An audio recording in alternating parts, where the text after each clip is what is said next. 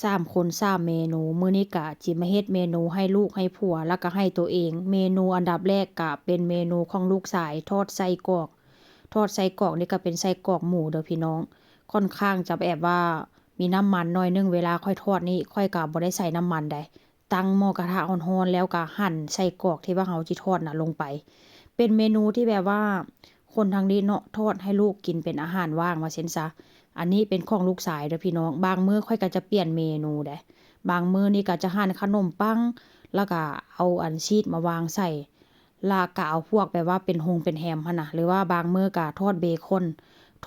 นร้อนๆเอามาวางใส่ชีสเนาะพี่น้องมันค่อนข้างจะแซ่บเด้เมนูอาหารว่างส่วนหลายค่อยก็จะสลับเปลี่ยนไปเรื่อยๆบางมื้อก็เป็นแบบว่าเป็นแบบพวกพวกกล้วยหรือว่า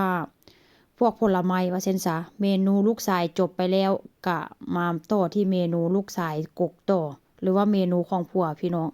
อาหารว่างนี่ก็จะกินแบบนี้เด้จะทอดไข่2หน่วยผัวค่อยนี่แล้วก็ทอดไข่2หน่วยค่อยก็จะแบบว่าทอดแบบว่ากลับด้านหน่อยหนึ่งว่าซั่นซะแล้วก็โรยหน้าด้วยเกลือเพราะว่าหยังเพราะว่าอันค่อยจะเอาไปวางใส่ขนมปัง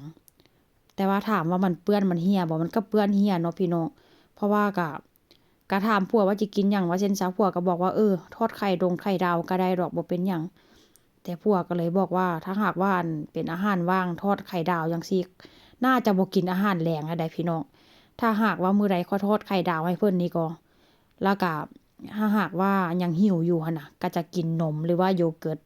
คนทางนี้ส่วนหลายเป็นอาหารแลงนี่ก็ค่อนข้างจะกินแบบกินจั่งใดล่ะอิ่มว่าซั่นซะแต่ถามว่าข้อยอิ่มบ่อิ่มเดี๋ยวนี้เด้อทอดไข่ดาวกินกับขนมปังแต่ว่าเขาเจ้าก็คือสิอิ่มแหละเนาะเพราะว่าหยังเขาเจ้ากินขนมปังพี่น้องเขาเจ้าบ่ได้กินแบบว่าข้าวคือเฮาหั้นน่ะอันขนมปังนี่ก็เฮ็ดให้ท้องอิ่มเด้แต่ก็คือเฮาหั้นแหละเนาะถ้าหากว่าเฮาบ่ได้กินข้าวก็คือบ่อิ่มแต่ว่าเขาเจ้านี่หรือว่าผัวข้อยนี่น่ะถ้าหากว่ากินข้าวนี่บ่มีขนมปังนี่ก็คือบ่อิ่มเด้ถ้าหากว่ามื้อใดเนาะมื้อใดแบบว่ากินข้าวหั้นน่ะขาดขนมปังก็คือมื้อนั้นหั้นแบบว่าวงพาข้าวแตกก็คือบ้านเฮาหั้นแหละเนาะที่มากินข้าวแล้วก็ลืมหุงข้าวหรือว่าลืมนึ่งข้าวหั้นน่ะพี่น้องก็ประมาณนั้นว่าซั่นซะก็จะต้องได้โล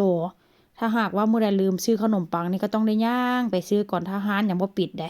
ถ้าหากว่าร้านปิดนี่ก็คือแบบว่าบ่กินว่าซั่นซะกินอยู่แต่ว่าก็ต้องได้กินอีหยังเพิ่มหั้นน่ะว่าซั่นซะอันนี้ก็เป็นเมนูอาหารว่างของสามีเด้อพี่น้องแล้วอันนี้เป็นเมนูอาหารว่างของข้อยเด้ความแตกต่างในมื้อหนึ่งที่แบบว่าเฮ็ด3เมนูหั้นน่ะ